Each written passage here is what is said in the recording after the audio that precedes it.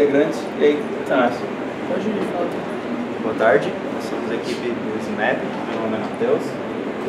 Meu nome é Raul, meu nome é Gustavo. A gente desenvolveu o protótipo chamado Sistema de Monitoramento de Energia Proativo. A gente escreveu um curso embarcado, em parceria com a NXP. E a nossa ideia desse protótipo é a gente monitorar o consumo de energia elétrica de uma residência ou de um outro ambiente, seja comercial ou industrial, a princípio de pequeno e médio porte, e a gente coletar esses dados através de sensoriamento não invasivo, que poderia ser instalado no quadro elétrico do ambiente.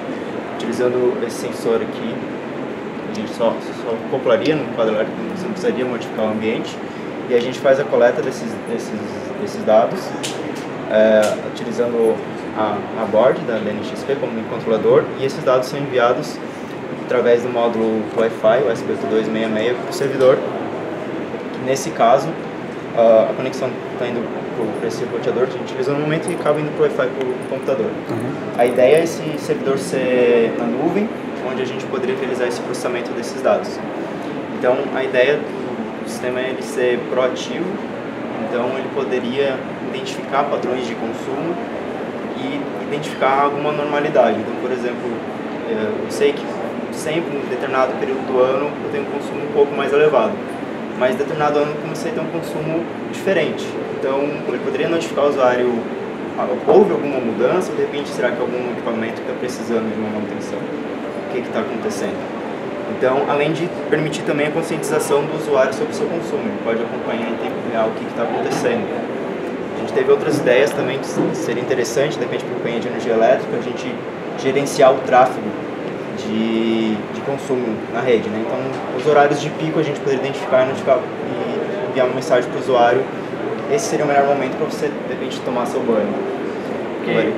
Querendo ou não, a ideia da nossa startup no futuro nós conseguimos coletar a informação, que é o que a gente já faz aqui, está apresentando para vocês, só que o objetivo principal é tratar essas informações e criar dados. Aí nós podemos criar os dados e vender esses dados dependendo do negócio que a gente escolher no futuro escolher. Por exemplo, nós poderíamos notificar o usuário o consumo dele para ter uma conscientização do próprio consumo, ou apenas oferecer o equipamento para o usuário e a própria Celesc comprar esses dados nossos. Porque, por exemplo, vou citar um exemplo que aconteceu em um país. Um bairro inteiro foi usado como cobaia, e o que eles fizeram? Instalaram equipamentos parecidos com o nosso, e o que aconteceu? Eles criaram meio que uma concorrência entre os usuários. Quem era mais eficiente ia subindo no ranking. O que acontece? Como todo mundo sabe, concorrência incentiva o pessoal. 40% de consumo de energia. E nós ainda sempre estaremos numa crise de energia, que ainda não foi resolvido no Brasil, e a gente vê que a solução não é atacar o fornecimento de energia, mas sim o consumo, incentivando a reduzir, ser mais eficiente, que nós poderíamos, por exemplo, informar o melhor horário para tomar um banho, por exemplo. São soluções que a gente enxerga no futuro e vamos negociar, ver o melhor caminho para seguir, porque são caminhos diferentes de negócio. Em termos de arquitetura e desenvolvimento, a gente está utilizando a board fornecida, né, NPC 4337, como eu falei, com o módulo SP8266, o módulo Wi-Fi, com um sensor. Então, a gente utilizou, como é uma placa nova, a gente viu que o Embed não tinha muito suporte, a gente preferiu utilizar o LPC Expresso, o LPC Open, tá? E também, como ela tem dual core, e a operação, para mostrar que no display leva muito tempo, a gente preferiu jogar essa responsabilidade para o outro core, o M0. Então a gente escreve na memória compartilhada, avisa o M0 e ele cuida ali para mandar os sinais. E o M4 que é responsável para fazer a coleta dos dados e mandar para o Wi-Fi. Possivelmente, o M0 também poderia ser responsável pela comunicação com o ESP.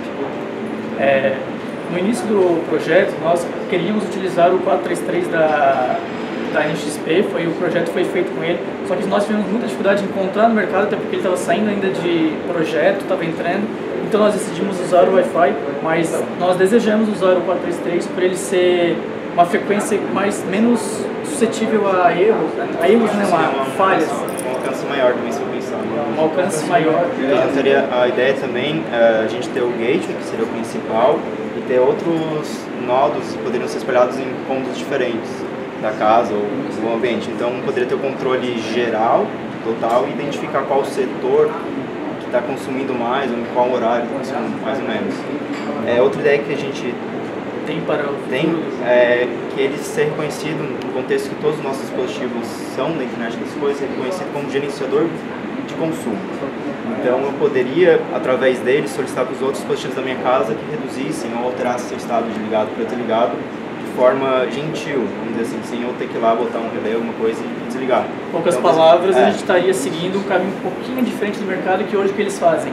Quero desligar tal aparelho. Desliga, acabou a energia. Só que isso é meio problemático para alguns equipamentos, por exemplo, um projetor. Não pode chegar e tirar ele da tomada.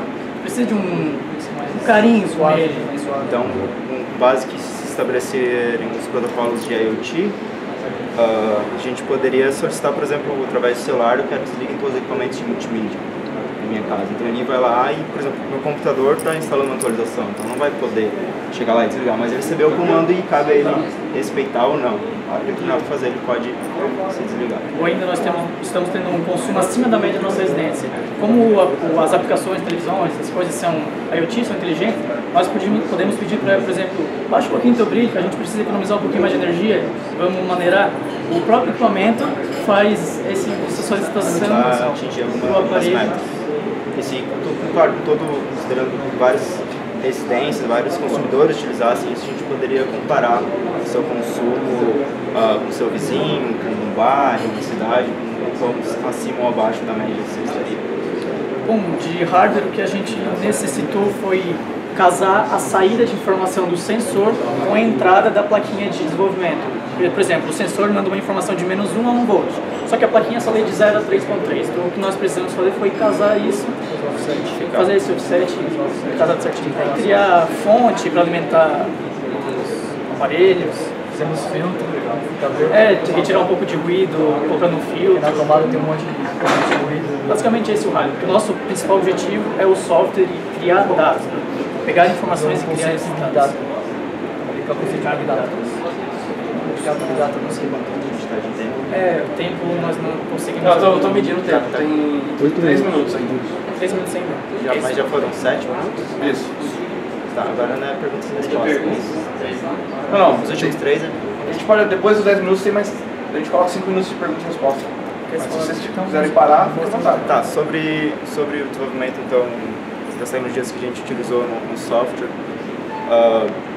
no back-end a gente está utilizando o Node.js, no caso JavaScript, para gerar o Web Server Express, e como banco de dados a gente está usando o NoSQL, que é o MongoDB, e no front-end a gente está utilizando o Angular. A gente começou o desenvolvimento também do aplicativo móvel, mas não, a gente preferiu focar primeiro para ter esse protótipo. A gente está utilizando também JavaScript através do framework NativeScript, mas permitiria a gente desenvolver o mesmo código tanto para iOS quanto para Android em uma aplicação nativa. Nós também conseguimos, através desse sensor e do protótipo, ver como é que está a fase do... Quer explicar um pouquinho da fase do a gente pode não medir não só a potência aparente, como também ativa e reativa, quando a gente for comparar a fase da nossa corrente com a fase da nossa tensão. Então a gente consegue ver como que está essa defasagem e fazer os cálculos certinho. E esse sensor também te possibilita saber qual equipamento está sendo utilizado, porque todo equipamento gera um ruído na rede. Então nós conseguimos dizer, você está tomando um banho, você está usando um ar-condicionado. Seria possível identificar, conforme você liga o equipamento na rede, o ruído gerado, você poderia cadastrar esse ruído e analisar e depois, posteriormente, classificar. Então, você conseguiria inferir que o usuário ligou um chuveiro, ligou uma televisão, dependendo principalmente das fontes chaveadas, né? O ruído é bem alto. Seria possível também realizar essa identificação. Ou seja, resumindo para finalizar, as possibilidades são muito grandes. O que a gente precisa fazer é pegar a informação, criar um dado, vender, aplicar o Big Data e achar como se dá bem com essa ideia no futuro.